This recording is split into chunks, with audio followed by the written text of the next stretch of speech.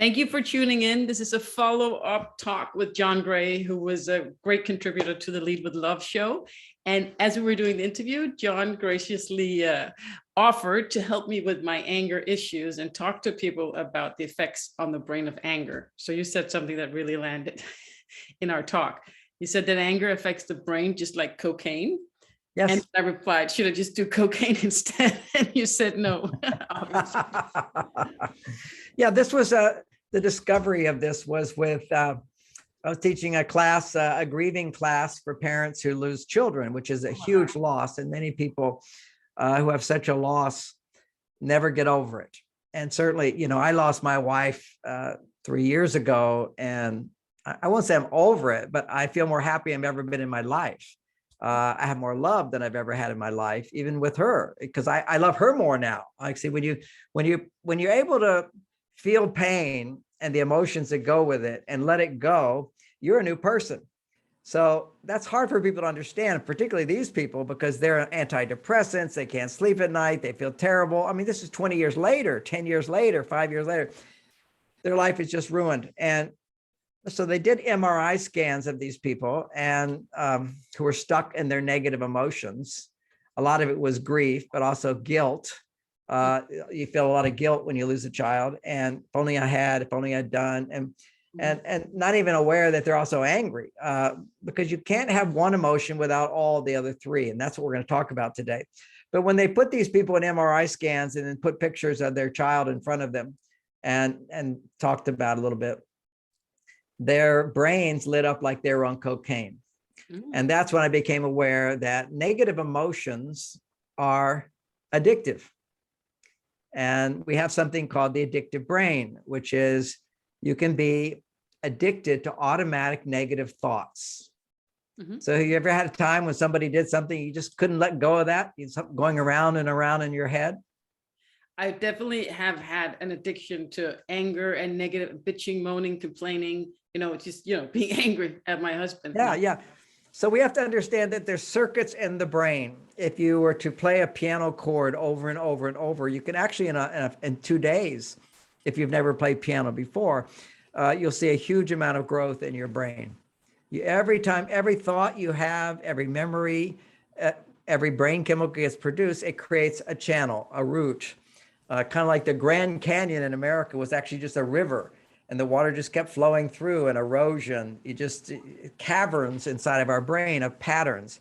So one of the patterns we have is automatic negative thoughts. And they've done research on that, showing with brain scans that when you have negative thoughts, now we're talking about emotions tend to feed negative thoughts, but if you just look at negative thoughts, which then trigger emotions, they'll see activity in the right prefrontal cortex of the brain and no less activity on the left. So that, how we make sense of the world, the choices we make, the thoughts we have is a lot regulated by this part of the brain.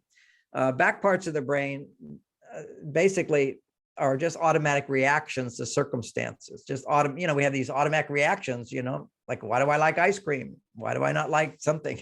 These are automatic reactions. Then you have automatic thoughts. And when you have these automatic thoughts, what they'll see is this activity in the right prefrontal cortex of the brain, and that becomes your go-to. It's kind of like if I'm driving my car, it's automatic. How do you actually get into a parking spot? And even my car, one of my cars is rather large.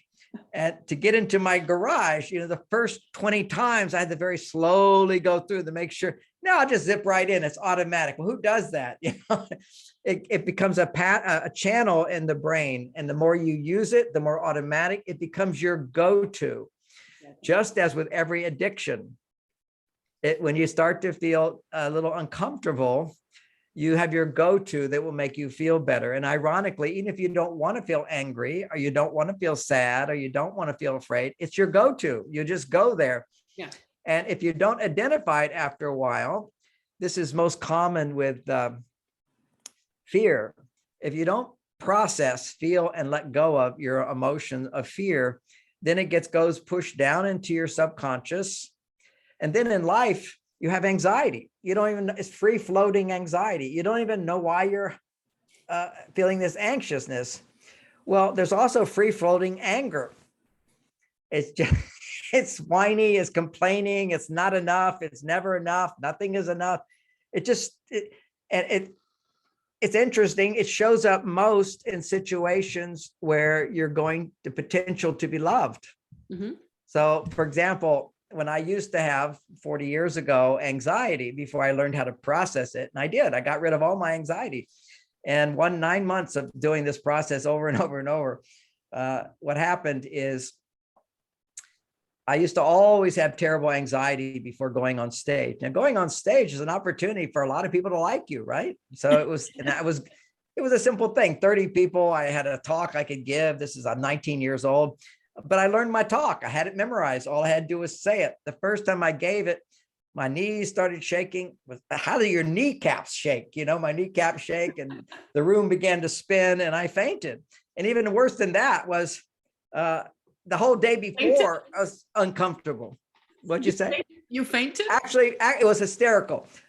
Here I am giving a talk. I used to teach meditation, teaching a talk on meditation and developing your full mental potential, which, by the way, I have. Okay, you are experiencing a fully realized, full potential guy whose potential grows every day. But I'm using it, and when you're using your potential, oh, it feels so good. Anyway, so there I was feeling this anxiety because there was a potential for people to love me and like me. And also I'm doing what I'm born to do. Clearly I'm born to do this, aligned with what my purpose and meaning. And, if you're an oak tree, I'm an oak tree. Some people are lemon trees, some people are orange trees. We all have what kind of being we are. And when you line up with that, now you can get a lot more love. Mm-hmm. You can let in love. This is who I am. Come on in. Yeah. And bang, anxiety. The Beatles are a great example of this. I saw the Beatles when I was a young kid growing up. And, this was Beatlemania in America.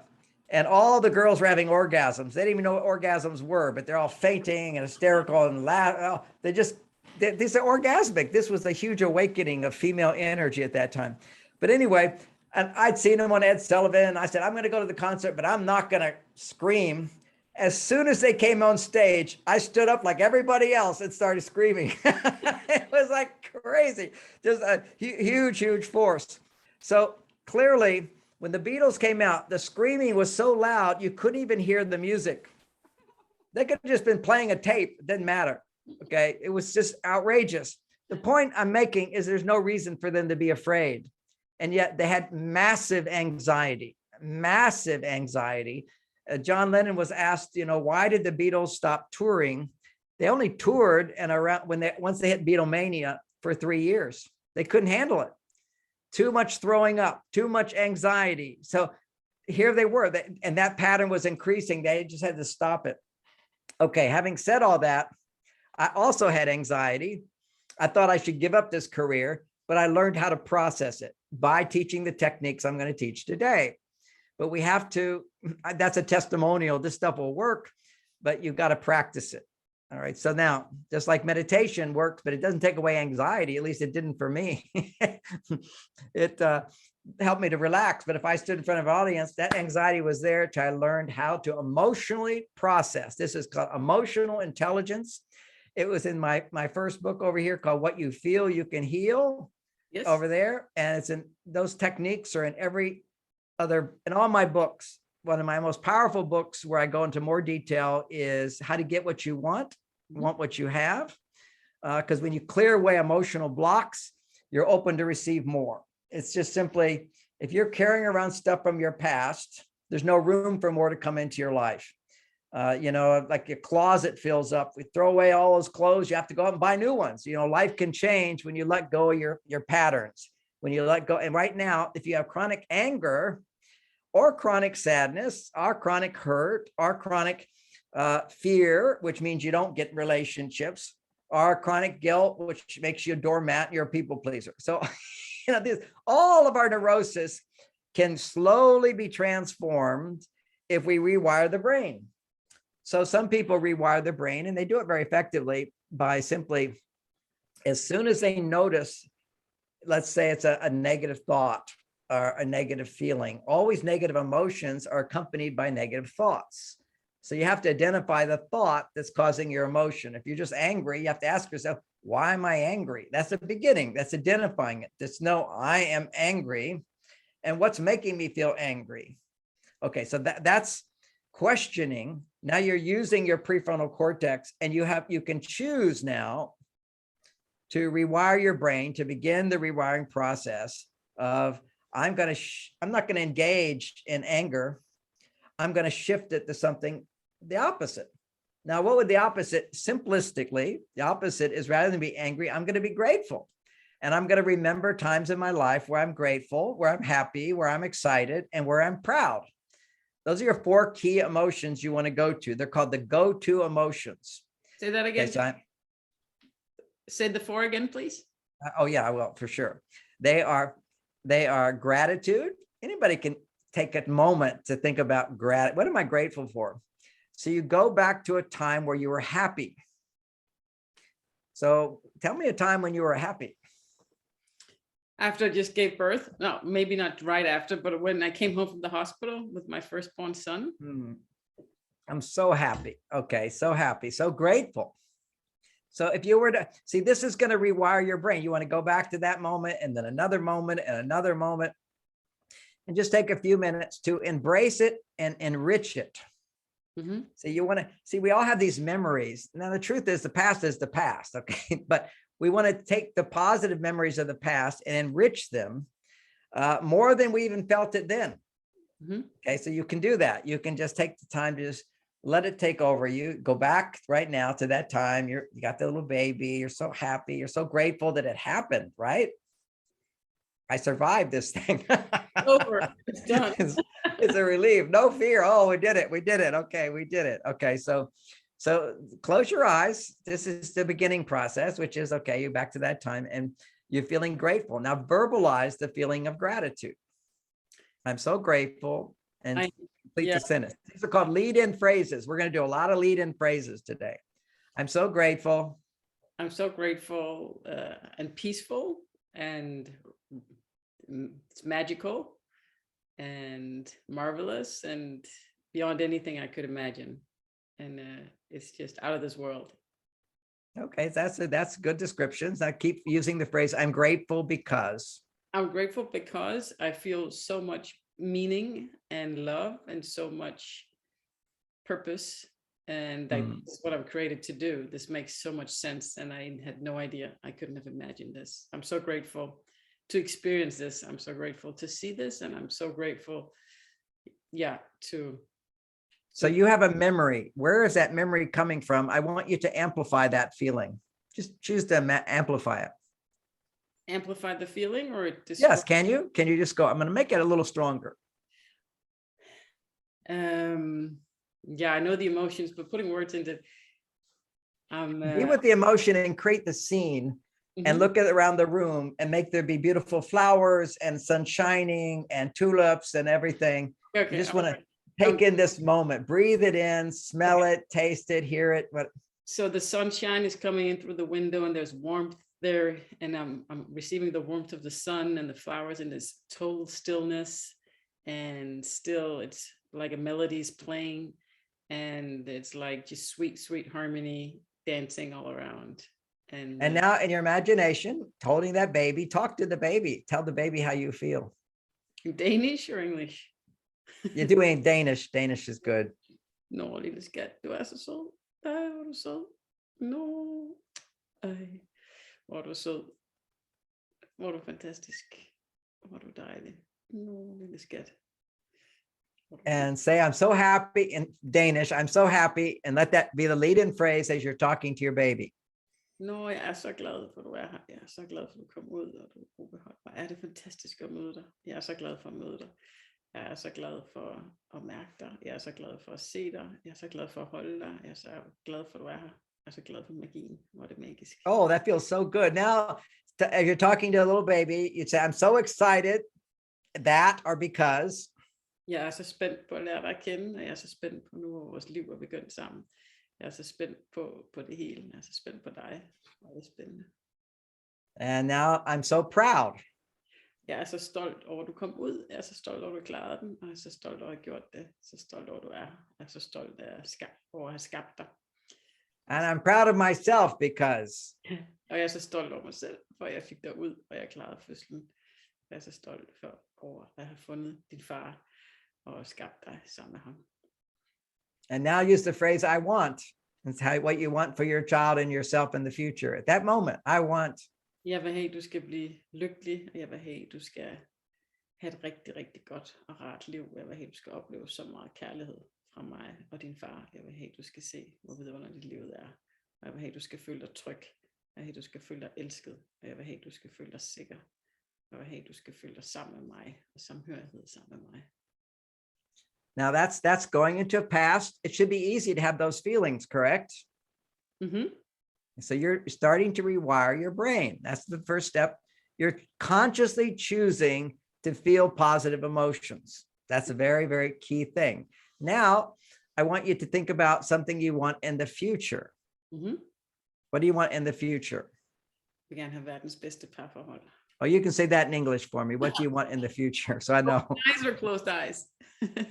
You can do that eyes open, or it can be, you're in touch with emotions. Now you can be in touch with what I want. So I want the world's best relationship. I want to react worthy of love, and I want to give and receive love in a mature manner. And I want to feel the power of love flow freely. Okay, that's good. You did that. These only like a minute or two on each one. See, this is just all it takes is choosing that emotion. Now, next emotion is, that's what I want. Oh, so beautifully said, by the way. Now, imagine you have that. So you go into the future, you imagine you have that, and now I'll talk those same emotions. I'm so grateful, and then I'm so happy, and then I'm so excited, and then I'm so proud. So go through those four emotions again. I am so grateful now that I'm in a loving, mature relationship and a stable home for my children, enjoying family time, enjoying the basic things like playing cards, playing together, eating together, clearing the table in peace and harmony in an adult relationship with the human being that I love the most in the world. Okay, yes, gratitude. What are you happy about? I am so happy that my life is so prosperous and it's being built up and it's increasing in every area. And I'm so happy to experience this. And I'm so happy that it's so easy. And I am happy to see my business and my family grow and thrive. And I'm happy because I get to. I'm happy because I get to enjoy the fruits of my labor. And I'm happy because I get to see that I can do this and I get to receive. I'm happy that I get to give and receive love. And I'm so happy that I get to live this out, this dream of mine, to live my dream life. And you're still imagining you're having this relationship and you're so excited. And what are you excited about? I'm excited about the people we have over for dinner, and I'm excited about our friends. I'm excited about everybody meeting each other. I'm excited about the fun. And I'm excited about the parties, and I'm excited about seeing my kids thrive, doing their sports activities and being happy and having friends over. That's fun. Are you excited about making love? I'm very excited about making lots of love. Yeah, that's a good one. Tell me more about that. Just make it real. Oh, I'm so excited. Tonight we're going to go on a getaway, romantic getaway. And he brought me flowers and the music is playing and it's your favorite song. How did he know? And then you're making love. This is like amazing experience. You just, yeah, I'm thank you, God, kind of a thing. I'm so excited about the love making, and I'm so excited about the emotions and the feelings and being heard and seen and acknowledged. I'm so excited about giving and receiving. And I'm so excited about the ease and the flow, and I'm so excited. Now you imagine this is happening. Now, what are you proud of? I'm so proud of that I created this. I'm so yes. And I'm so proud that I achieved this. And I don't even have to get angry anymore. Have a great partner. I feel so happy. Yeah, no anger at all. Didn't even give it a thought. Yeah, letting it go. All right. So you can open your eyes now. So that's part of processing. That's your go-to. But the reality is you have an automatic go-to that's not going to let you do that when you're angry. It's kind of like the person who says, oh, I'm gonna well, I'll say for myself, I like to be very real in these things. I'm addicted to graham crackers. Do you know what graham crackers are? No idea. Is it biscuit? Okay, there's something in America back in the 50s, which was the healthy cookie. Okay. So my family, we didn't have sugar or junk food in the house, but we had these healthy cookies called graham crackers. They're made with honey and graham, Oh. not wheat. I think it's not wheat. It's called graham and sugar and honey. All right. So, I'm a young child. It's the only time I got my sugar. So that was my addiction. So right now I know that if I'm in my house and I buy graham crackers and bring them to my house and they're in the cupboard and I'm watching TV, say around 10 o'clock, if I'm watching TV, if I'm reading a book, it doesn't happen. But if I'm watching TV, which is really not that healthy of a thing to do, but I do sometimes, you feel passive. You see, it's really confusing to the body to be so passive and yet be watching some exciting movie. But anyway, it creates stress in the body. Stress levels go up. When your stress levels go up, you have no control. You can't control your mind. Yeah. You can't. I can't control myself. I get up and I go and I eat the graham crackers. I can't stop it. Yeah. It'd be like for me, that's my addiction. For you, it's anger. Yeah. Oh, yeah. But I didn't even know that that happened with your stress levels because I have cues and I just do things. So you turn on, the TV, but I didn't know it had to do with the stress level. I just thought it was the TV and then you're used to it as a habit. And yeah. Well, the habit is there. That's your go-to, but it only gets triggered. The powerlessness, it takes over if you have a stress. Yeah. And passiveness is also a certain stress. You don't see it as, problem out there I got to solve. Actually, your body is stressed when you're imagining, when all of your stimulation is coming from a TV set, your body will experience some level of stress, and then you have no control. So you'll just go. Yeah. Okay. So having said that, we know one go-to in order to build those positive neurons, channels, circuits, that needs to become your go-to. Now, as with any addiction, you have to stop the behavior of the addiction. Okay, so that's stop. So that's what I do. I just have to go in the room, read, and then the addiction's gone. Okay, because my stress level goes down. But when you're talking about a mental thing, you can't just go out of the room. What you have to do is have a strong determination that I don't want to feed the addiction. Because any addiction, you have to use willpower to stop. But you can't just do it alone. You have to have a go-to. You can't just say stop. You have to have something to go to. So when it comes to negative emotions, the most easy and most effective go-to is to first don't take action on your anger. So don't speak. It's very, very important. Very difficult for women, or at least never, even for men, more so for men. Do not talk when you're having angry thoughts or feeling angry. Do not talk. Write. You can write out what you're feeling. Okay, you write out what you want to say. Yes. And you have to write legibly. Sometimes it'll be like this, but then you say, okay, now I'm going to rewrite it legibly. Okay, so you have to identify. See, this uses your prefrontal cortex. Now, what builds circuits in the negative prefrontal cortex? Okay, in the what is it? Let's see, it's my right. The right one is what's going to look at negativity. The left one looks at positivity. And this is a design. They've done studies on people who are pessimistic or people who are optimistic. And optimistic people have big muscles of circuits over on their left side. And pessimistic people, any kind of stress reaction, boom, they go right to the right side. Boom, boom, boom. And all that takes is a series of traumas in your life where you felt powerless to get what you wanted. And I'm sure that's happened, that you wouldn't have those anger issues. Okay, times where somebody did something wrong and you didn't understand, you didn't know what to do, whatever. We all have it. We all have various emotional issues inside. So basically, you've got to have a go-to place, which is I got to do something about this, because you can't act on it. If you act on negativity, you become addicted to negativity. If you for example, if you're unhappy and you complain, now you're using unhappiness to get what you want. Is that a good pattern? Nope. My suffering will get me what I want. I'll tell you a story from my childhood. Another block that trauma I had to heal. I must have done that one a lot of times. Maybe in my life, maybe 100 times I've processed that. And when people hear that, they go, doesn't this guy ever get through it? Look at my success. Look at my happiness. Look at fulfillment. The better you get it, you don't need that many. All you need to do is whatever your traumas are, become better and better and better at looking at them and processing them. So this is one. It took maybe 10 years when I would teach classes on healing the heart. This is the one I would demonstrate on all the time. And people just couldn't imagine that I could go deeper and deeper into it every time. They thought, aren't you done with it? That's the big mistake everybody think. Oh, once you've handled it, you've handled it. Forget it. You just push it back down again.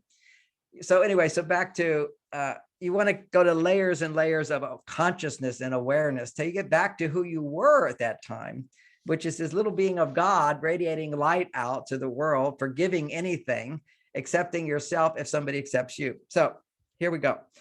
So I had earned this money for doing lawn work and actually making good grades as well. My dad would put it in a little black book. And one day I'd be able to get that money. That was like my bank account. Well, my dad lost a lot of money in the stock market and couldn't pay me back. I was so furious with him. I wanted to punish him. And so the way I was going to punish him is I would commit suicide.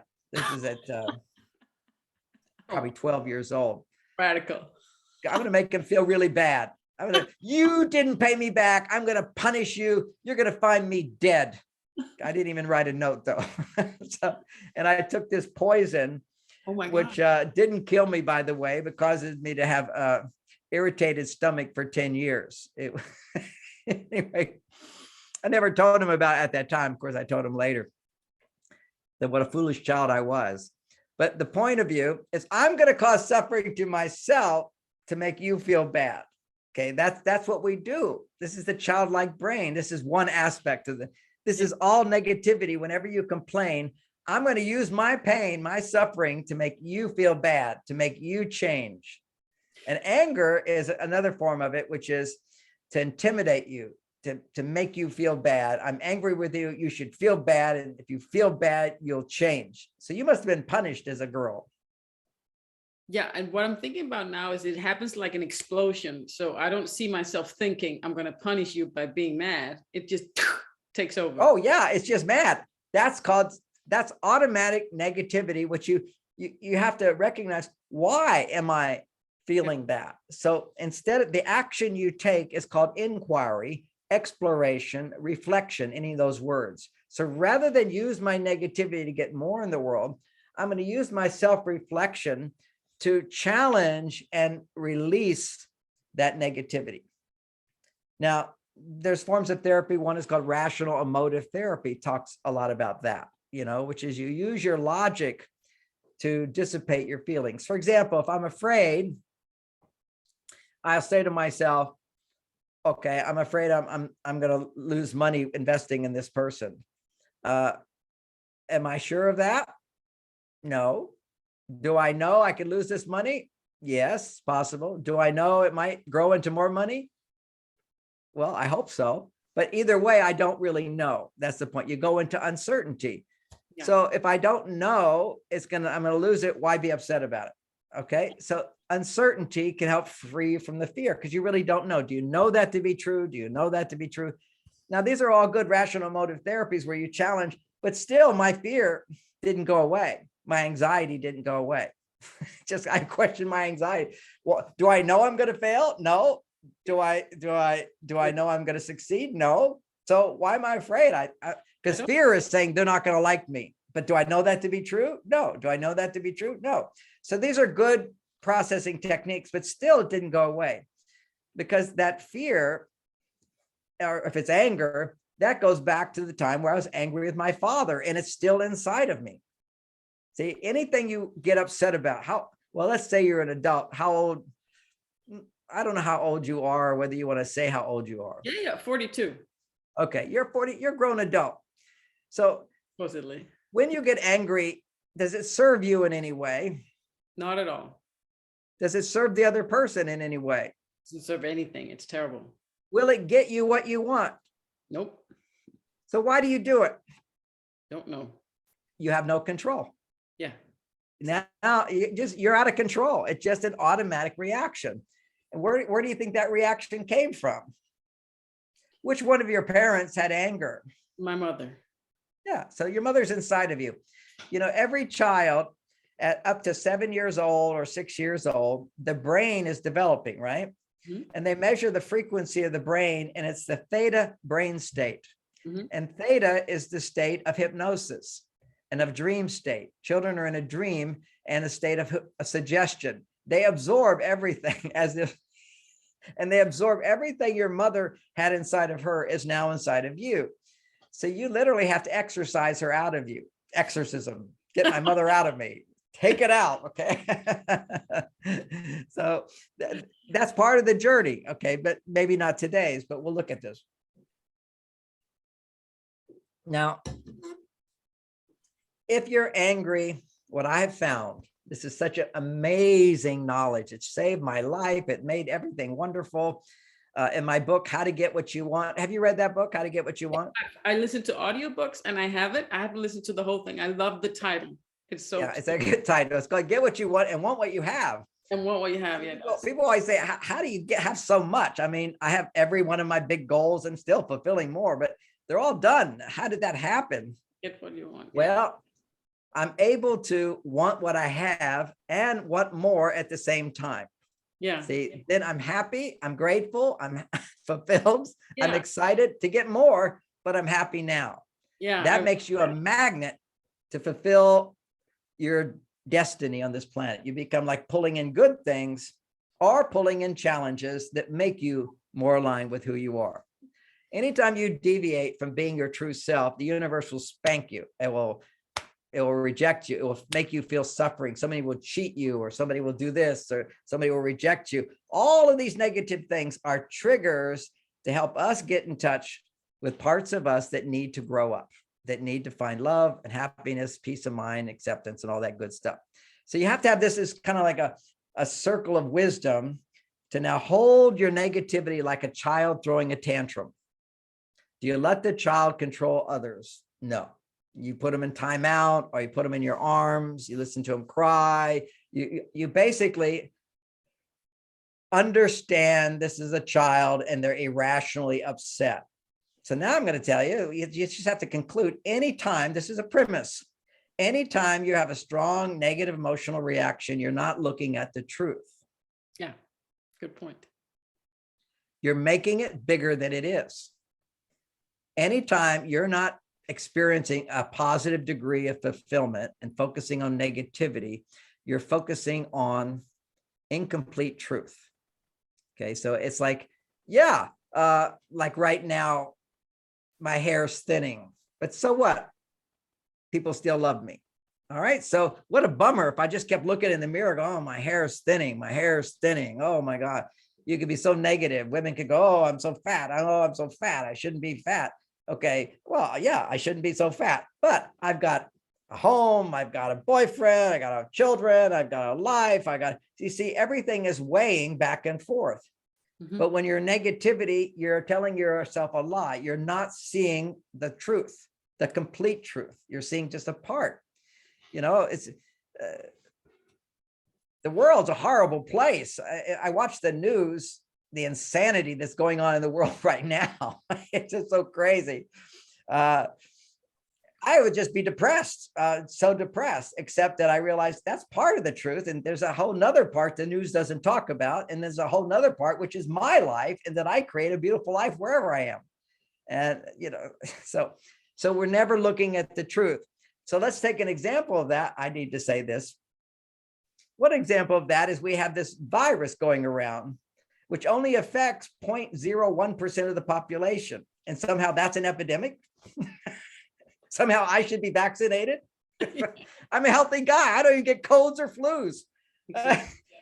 Why should I be concerned? 99.97% of the population has no devastating effect other than a flu. Craziness. It's insanity. Who invented this? This is world takeover. This is next. I've seen pictures, even in Denmark, people are already happy to get their insert and passport, government digital control. I just go, what is happening in the world? I say, okay, that's part of the truth. I process my feelings. I let it go. I'm happy. I'm fulfilled. Right. And I focus on what's good as well. But it's automatic to focus on what's good. And despite of seeing how horrible things are, there's also so many good things. Okay. So Perfect This sense. is just a context to recognize all of your negativity is an overreaction. Okay, here's another example of an overreaction. Recently, I was looking at my other desk.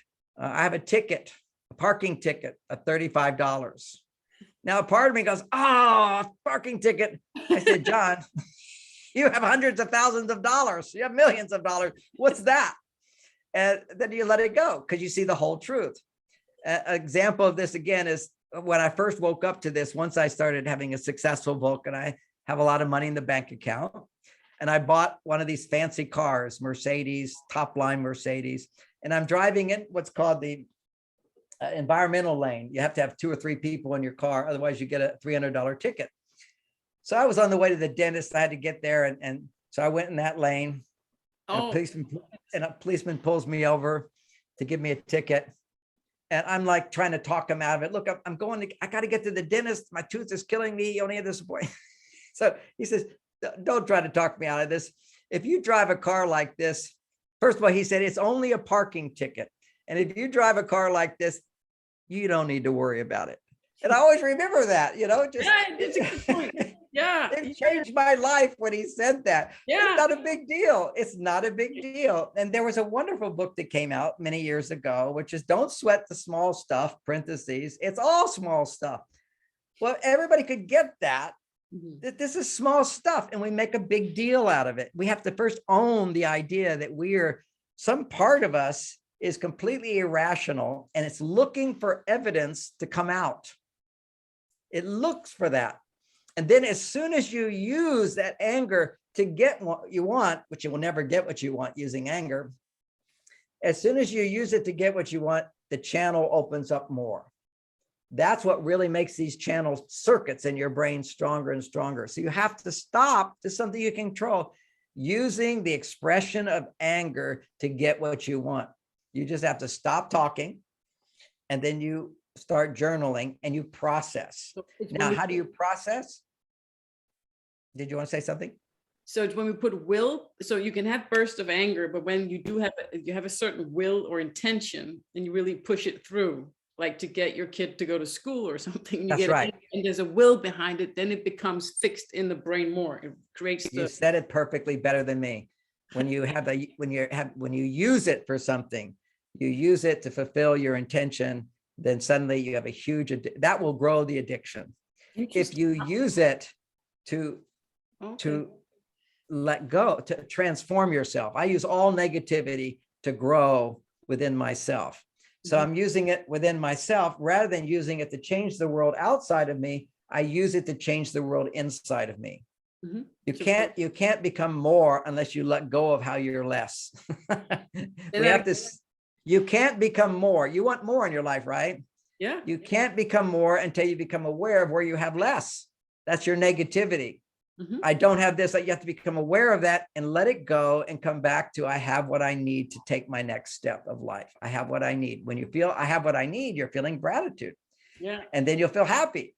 And then you think forward, you're excited. And then you're proud. These are like emotions you want to go to, just like you're looking at your child and you see, oh, and the sun is shining on my face, which always is a good metaphor. But always when I process at the end, when I positive feelings, the sun is shining on my face and I smile. It's a very powerful meditation technique is to actually simply smile and imagine the sunshine on your face, smile with your eyes. You have to go from negativity to positivity, negativity to positivity. Those channels on negative side are already set up.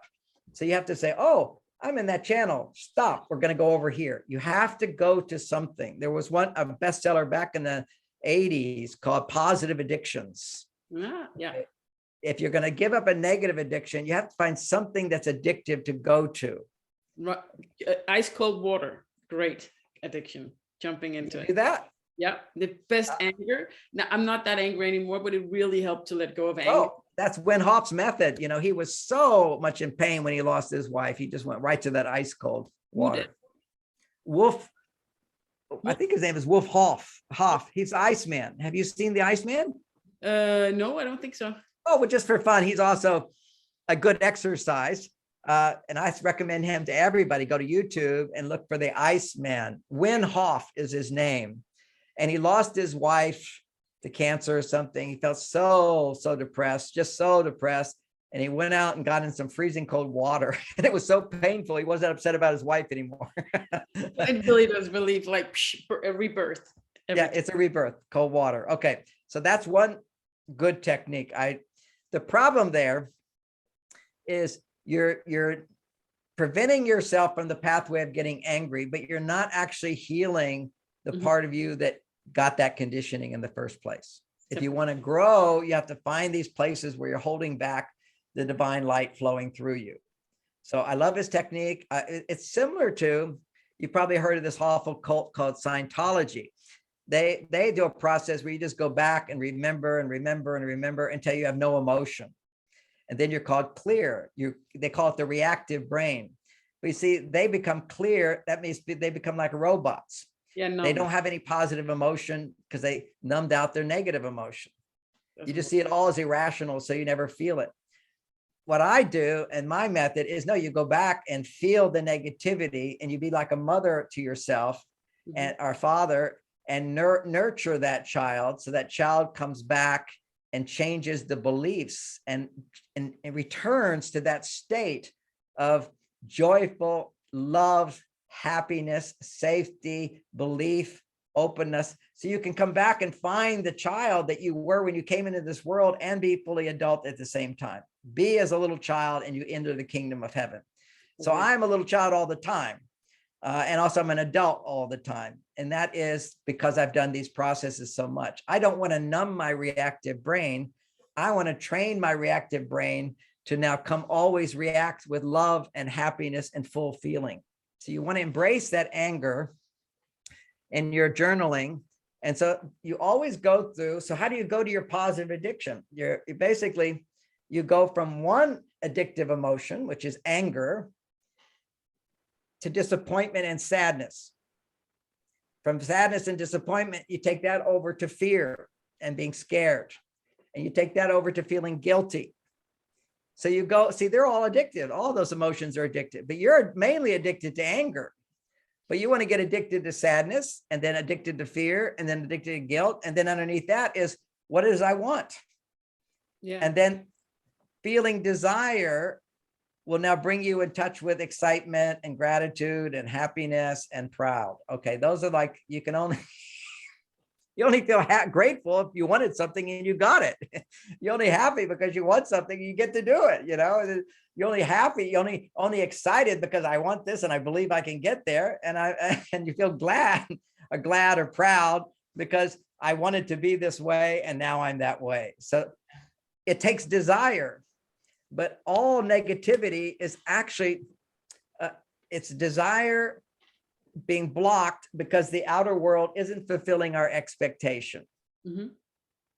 So I'm waiting for you to change out there before I can let go of my anger, because the point of my anger is to get you to change. So now you're just a victim in life, always a victim, and a victim to your own emotions, as opposed to feeling it and transforming it. So I'm looking at how much time I have. So now we're going to go to the next aspect of healing the heart. Is all negative emotions in present time are overreactions. And, you know, you can have whatever happens in your life. If you also happen to have somebody give you $1 million for that day, you'd be very happy. That would be no big deal. No big deal. No big deal. Hard time imagining that, but. Right. But it's a parking ticket. Everything is just a parking ticket that you can easily afford. But what's so interesting is I got that parking ticket for $35. I gave a $40 tip at the restaurant I was just at, but I'm happy to do that. Here's $35. So I have to say to myself, well, this is my donation to the city. They need money. So yeah. I'm donating that to them, put it in a positive context and let it go. But years ago, I couldn't let it go. It's amazing. And what's interesting in our life, as life gets bigger, we tend to become more tight. Many people do. I took my kids on a vacation after Minute from Mars got a contract, and I suddenly got $225,000 just as an advance. I had no idea what was going to come next, but that was a huge amount of money for me at the time. So I felt very rich, and I took my family to a restaurant and I said, order whatever you want. But I secretly, and I don't normally do this, was looking at the cheapest thing for me. Yes, we're so irrational. It was like crazy, totally irrational. But the logic behind that is when you have more to lose. Mm-hmm. That's why you have all these sociopaths and psychopaths running the world. They have so much power. So much to lose. What do they keep doing this for? They're terrified of losing it.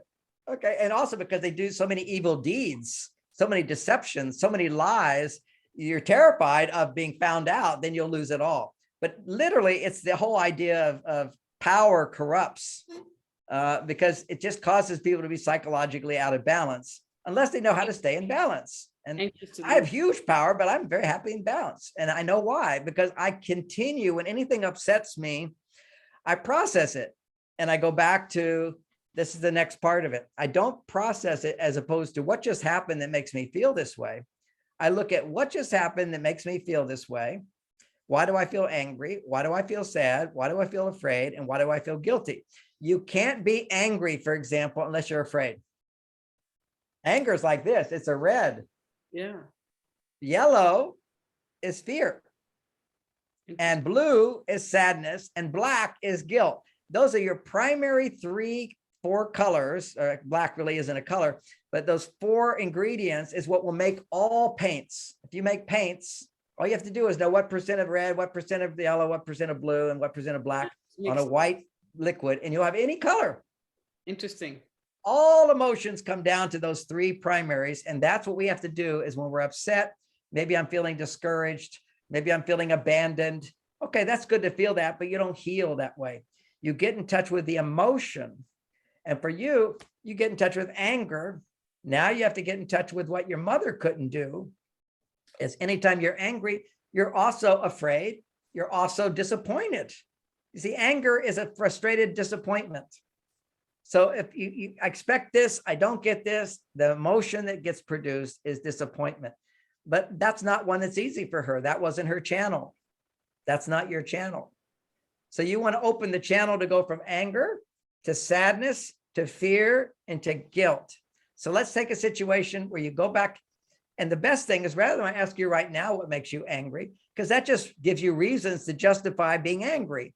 When you're angry, you notice, okay, what's going on that makes me angry? And then you say, okay, that's a trigger. 90% of your anger has nothing directly to do with what just happened to you. That's a philosophy. 90% of it is repressed emotion from my past. Mm-hmm.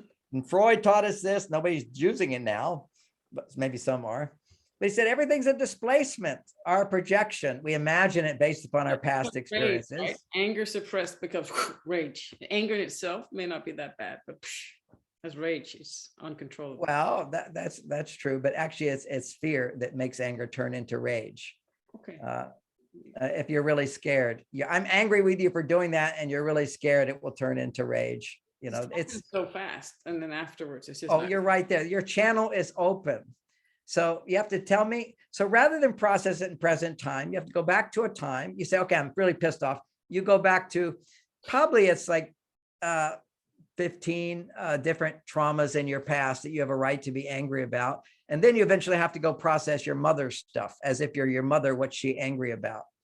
I don't know. Is your mother alive? No, she passed away 5 years ago. That's when I started. Okay, so maybe it might be because you're being recorded here, so often people don't want to share their vulnerable feelings. I don't mind. I don't mind at all. I share everything. Okay, oh, you share everything. Good. That's what I'm here for. This interview series is my journey with my mom. It was first called Make Love Not War, so it's all about her and turning. Oh my gosh! Okay, perfect. All right, because I'm going to stay out of your life right now. I think most of your trauma is your mother's trauma. So close your eyes. Imagine your mother and put her head over your head. Put your hands up in the air and put her head over you. Just a symbol. I'm becoming my mother. Oh my God. Now you're your mother. Okay. Now I want you to imagine your mother is going to express her feelings to your father or to whoever. And stepdad, I think. Your stepdad. Okay. Yeah. So what makes you angry? And now talk to him. Don't have to yell and scream, by the way. Just express what you feel. English or Danish? Say it again. English or Danish? Oh, I need it in English so I can understand. Sorry. So, John, I'm so upset with you because you annoy me. His name is John. His name is John. Yeah. Okay, good. Upset with you because you annoy me so much, and why are you so annoying? Can't you just be different? Okay, what do I say or do that makes you angry? Now you have to get concrete instead of it's like a dog barking. You need to like, what am I saying or doing that makes you angry? What is John saying or doing that makes her angry? I'll role play being John, Yeah. her husband, and you're your mother. Okay, what do I say or do that makes you feel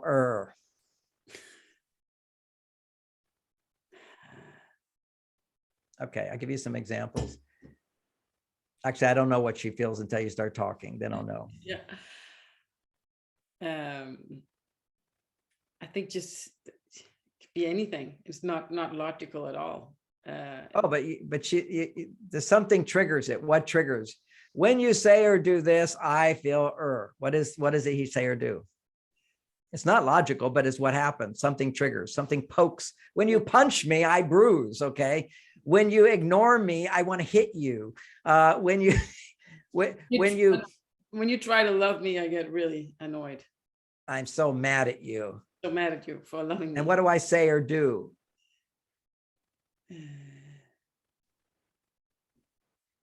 Control. When you touch me, I hate you.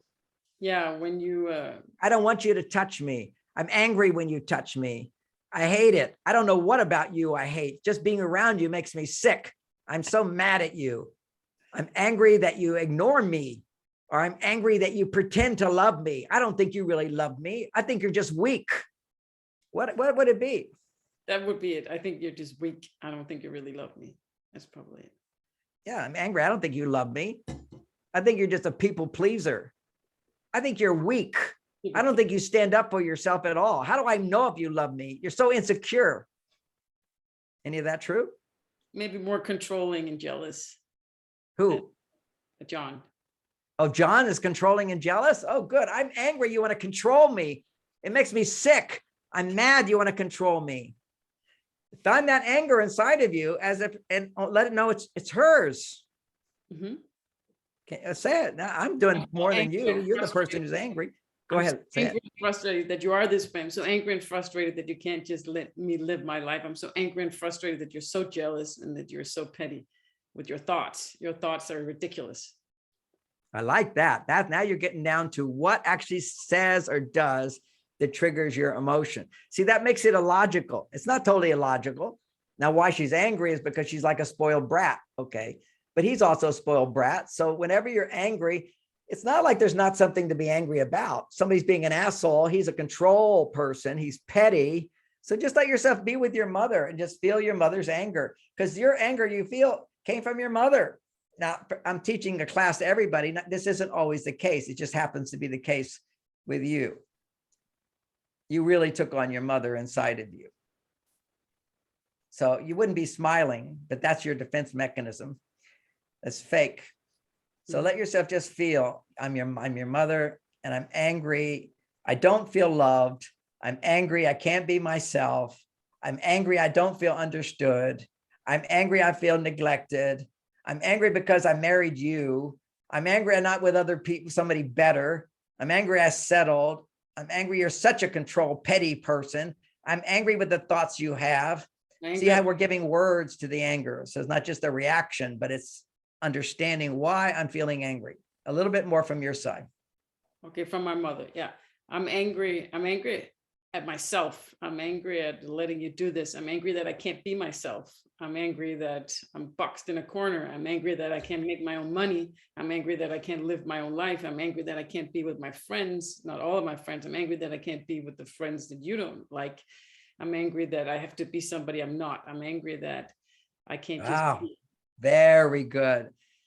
That all comes down to I'm angry, I'm dependent on you, and I don't have any money. That's a big one. I can't be myself. I have to put up with you. I can't leave. I want to leave you. I hate you. Just give yourself, see, people have to understand wherever there's negativity, there's also positivity. Mm-hmm. We're not saying I hate you because to hold on to it. We're becoming aware that, what is that? I hate you because I love you and I'm angry at myself. Yeah, you wouldn't hate the person if you didn't also love them, but you're not loving them while you're hating. We're trying to exercise the hate out of you, which is there. Okay, now close your eyes again. You're your mother. Now you're going to give her the ability to be a bit more conscious. You did that, all those things you just said. She's feeling, I hate. I'm angry that I can't be myself. I'm angry I can't have my friends. I'm angry you're so controlling. I'm angry I'm dependent on you. I'm angry I'm stuck in a relationship that other people have more than me. I would assume your mother actually is very jealous as well. If her husband is jealous, we tend to have mimic each other. No, But she couldn't care less. No jealousy at all.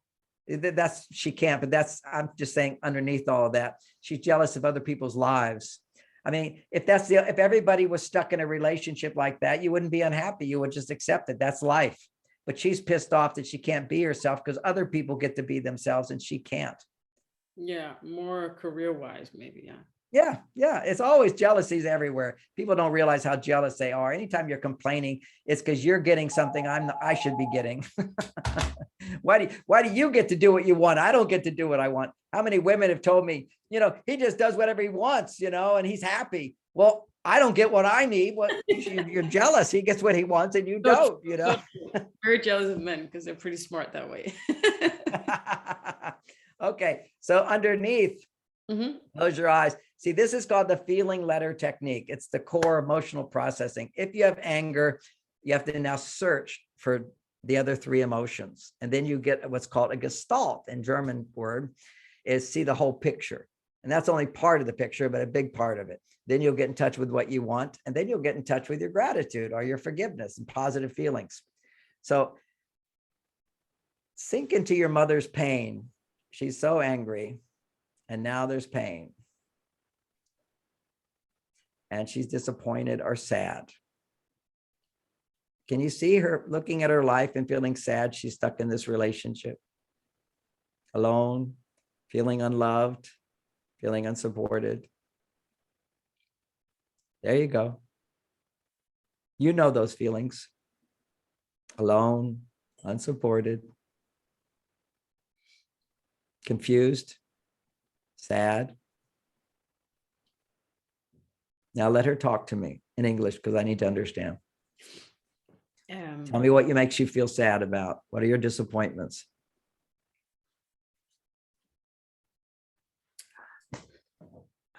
2 seconds. Put it into words.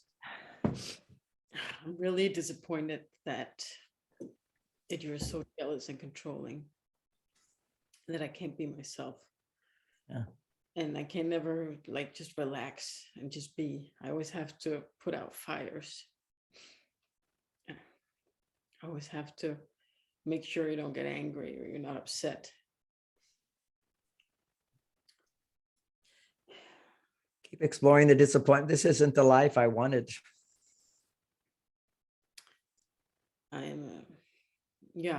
This isn't the life I wanted for me and my daughter.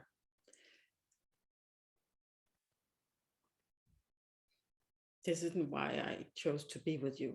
I chose to be with you to give her a family. And it's created the opposite. So really disappointed and frustrated. It's very frustrating. That's one of the red emotions. Now we come back to disappointment, which is the blue emotion. Okay. It's frustrating because this is not what I signed up for. I had so many big dreams. I wanted to have a happy family. Yeah, I feel like a failure and I feel stuck and I feel like there's nothing to do. There's no choice. There's nothing I can do to make it better. Okay, now you just automatically, there's nothing I can do to make it better. That you went back to fear.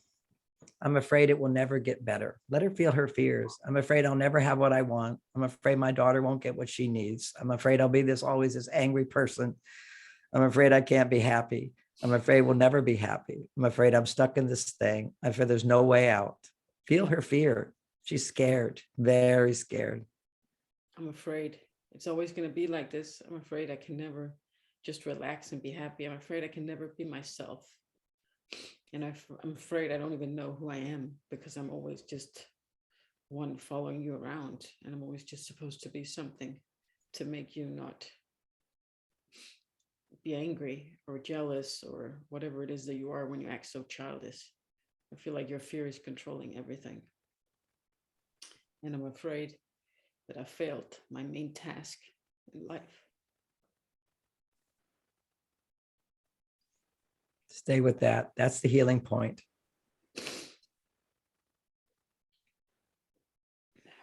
I feel so bad. Just say that phrase. I feel so bad. This is how my life turned out. I feel so sorry for my daughter. She has to live in this. It's so painful. I feel so bad that I did this. I feel so bad that I didn't protect her. I feel so bad that I created this. I feel so bad that I'm just ignoring this. I feel so bad about lying to myself. I feel so bad to pretend to be happy, to pretend to be okay when it's not.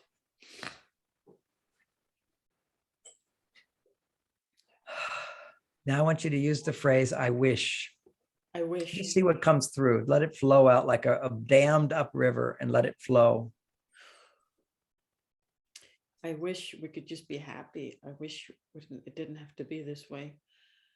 I wish she could just be a welcome, equal part of the family. And I wish it didn't have to be like that between you. And I wish there wouldn't be so much war between you or between us.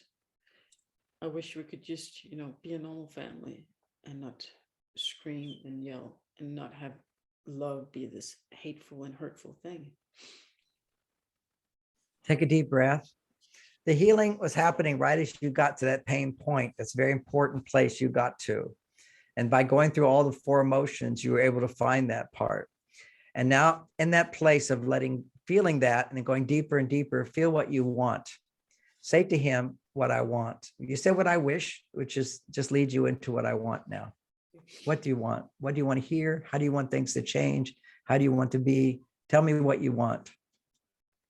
I want to be an equal part of the family. I want to have my say. I want to make decisions. I want to do what I think is good. I want to make my own money. I want to have my own choices, empowerment. I want to live my life and see the people that I want to see. I want to be me and find out who I am. And I want my daughter to be welcome and feel safe. Now, I want you just to imagine you have to really use a lot of imagination now. Okay. This is not real. This is imagination, but it's what would have happened had your father been able to hear her and respond and change for her.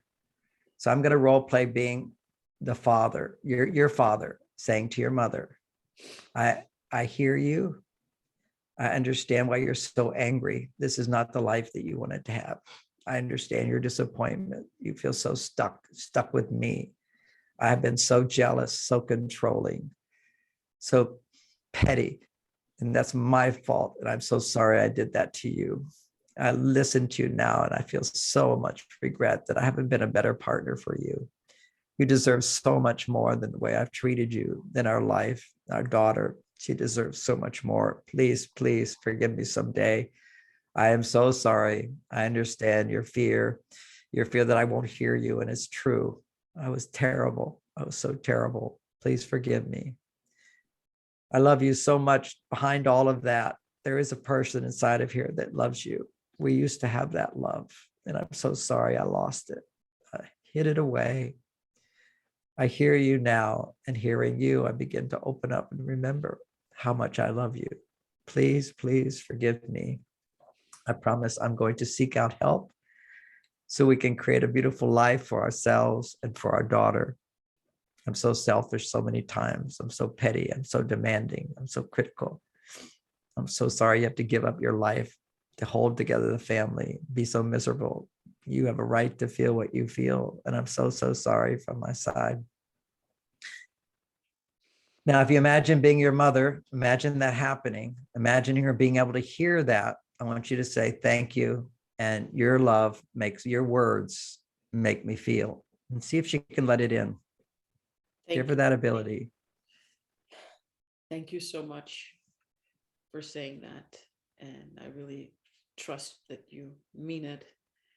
And what was the other words? Thank you. That's it. Just what I want you to do now is imagine being your mother and just saying, your love makes me feel. I want you to explore what she would have felt if she could have had love and support in her life.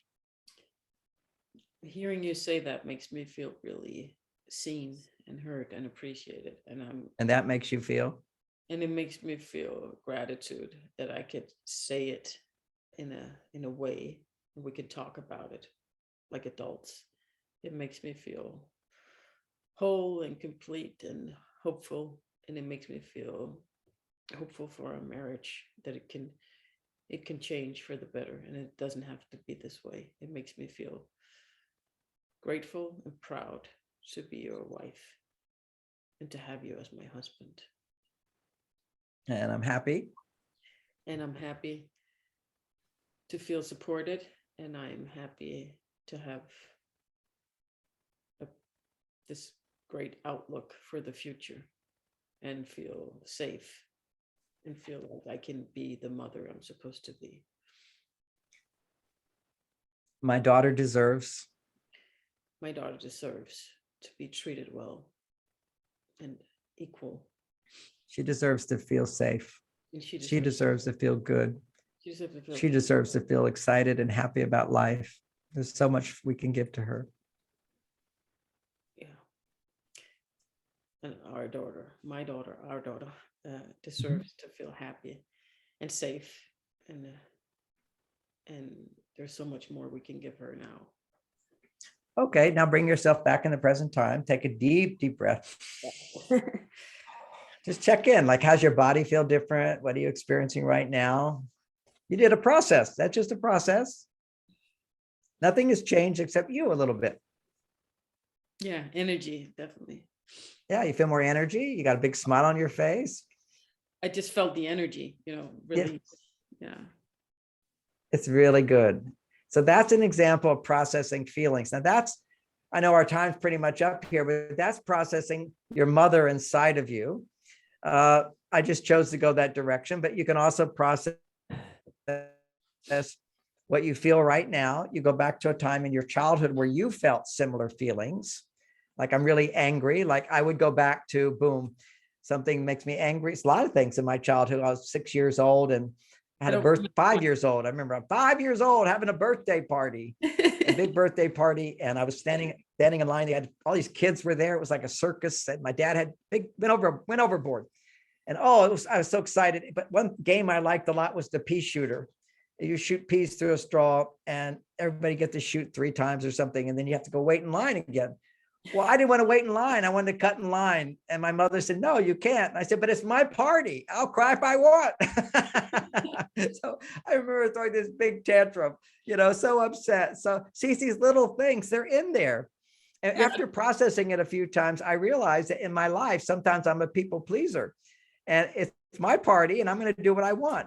Okay. If it's my seminar, we're going to follow my rules. That's it. You want to come, you follow my rules. You see, but I would kind of like be little weak here and there. And I realized an affirmation from it. Every time we go into this, there's a little bit more knowledge, a little more strength we get. I imagine my mother coming to me and saying, oh, Johnny, it's your party. And I know you really want to do the pea shooter, but it's really nice for the other kids if you let them stand in line. But I don't want to. So I have a whole conversation, but you let the child speak. And finally, in that scenario, my realization was it's my party and I get to cut in line if I want. So my mother went out in my imagination. She says, now this is Johnny's party. So he gets to cut in line. Now, when you have a party, you get to cut in line. Why not? It's my party. That's what I want to do. So that gave me a new strength and also gives me respect for other people. If that's your party, you get to do what you want. That's what's missing in the world today. We don't respect the unvaccinated. The vaccinated all hate the unvaccinated. They want to put them in boxes and whatever. It's so absurd today, simply because we now know the whole time, if you were vaccinated, you still can get COVID and transmit it. And you're actually the biggest transmitters, because you don't know you're symptomatic. You don't even know you're symptomatic. Yeah, nothing makes you more upset than the truth. If it wasn't true, it wouldn't upset you, right? Always, always. So it's we believe a lie, and of course, all we have in the world. Whenever we're upset, it's because as little children we believed the lie that we weren't good enough. We believed the lie that we didn't deserve more. There's so many messages when we get punished in various things. We think, oh, I have to be punished before I deserve to be loved, as opposed to we had a good conversation and some parenting techniques, which I teach in my book, Children Are From Heaven. Wow. Which if people think they don't have childhood issues, they should read that book and discover actually what's possible in childhood. It's another way of looking at what you're missing. We have to know what we're missing to then explore the pain and then heal the pain through the feeling letter technique. And in that book, How to Get What You Want, a whole lot of variations of that. It's a masterpiece. I can only talk very short today, but I think you feel much better. That's called processing feelings. I do. Only thing is I don't remember my childhood, but I guess it'll come back. I figured that. That's why I went to your mother.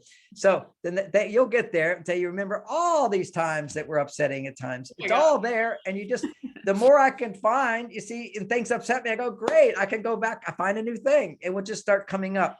So having said all that, I want people to know the practicality of this is for you. When you're angry, don't speak. That you can control. You can think, and you go and you write. And you write what you want to say, kind of like a free flow. Then you process your emotions. What I'm angry about is, and what I'm sad about is, what I'm afraid is, and what I feel guilty about and feel bad about. I feel bad, what I wish, what I want, what I'm grateful for, what I'm happy, what I'm excited about, and what I'm proud. And so what you do is you're training your brain to go from negativity to another negativity, another one. It's easy to go from being upset about this to another way. And then you bring it back to what you really want, what you wish, what you want. And then when you're feeling what I want, then you go back, you look at your life and say, well, but I am grateful for, and I am happy that, and you look at the positive. And therefore you're shifting the neuroconnectors from the right side to the left side, or was it the right side is a negative, the left is a positive? It's a little confusing when I look in the camera here. I'm going to get to the positive, the right direction. So what that does is it trains you when the unconscious makes you upset, you know how to get back to the positive, until you don't even have to do all those levels of emotion at all. You just go back to, I let it go, what I wish, what I want, what I'm grateful for, and you just make that shift. And now you start living in the positive. Mm-hmm. But also things do still trigger me. And I've been doing this for 50 years, but only for a little short time. And I always become better. It's just like, and I'll put it in the context of what's happening in my life now is my wife died 3 years ago. We talked about that before. And I just counseled a man whose wife just died 2 years ago. We cried together, but you see, the difference is he's still holding on to the pain. When I process now about my wife, it just feels so much more love. I can feel sad and love at the same time. It's just such a sweet feeling of missing her, but no pain associated with it. But there's still tears, there's still sadness. And then I can shift right back to having a good time. Mm-hmm. I'm happier now than I've ever been in my life because I was more painful when she died. I wanted to die. I wanted to commit suicide. I was so distraught. But I processed my feelings and I saw that so much of that attachment was unresolved feelings from my past. And so lucky is the person who can react in a negative way, who can then not act on that and then transform that reaction back to gratitude. That's a powerful person. That's reality. That's living your life, being able to face negativity and also knowing things are never as bad as you think. Nobody is ever as bad as you think. Although there's some really awful people in this world. They're foolish people. What is it in Christianity, what Jesus said on the cross? Father, forgive them. They know not what they do. They're so unaware, so afraid. They believe what they hear on TV, all a lie. They can't put it in perspective. Put the COVID thing in perspective. 99.97% of the population is not devastated by this more than a flu. Exactly. And then if you have therapeutics, which they've outlawed, all the therapeutics that they discounted a bunch of baloney, because they wanted that vaccine so bad. You couldn't have any other way to treat it. Oh, so bad. But thank goodness I'm healthy. Something good can come out of something bad, whether it's the pandemic. Absolutely. You know what this is? Yeah. One group is causing the big reset where they're coming in with all their control. And another group is saying no. See, it's the negativity. You got to be able to say no. It's a wake up. It's a wake up call. So this is either the great reset, which means they tear it down over the next 10 years and build you up as slaves, or it's the great awakening to realize that we've always been slaves. We've always been living lives of lies and deception. We've been fooled all along, and we're waking up to what is good about ourselves and good about others. So this is what's happening now. Boy, is it coming to spectrum. It's what's happening inside of us. Now it's just happening everywhere outside of us, right? So we're setting us amazing. It's amazing time. Anyway, I got to go. Yes, so good to see you. Thank you so much. Much love from Denmark. Okay. And remember, all this is in my book, How to Get What You Want What You Have, in much greater detail. I love the last part, want what you have. You had me at that. All Thank right. you, John. Much love. Bye-bye, Samantha. Bye. Bye.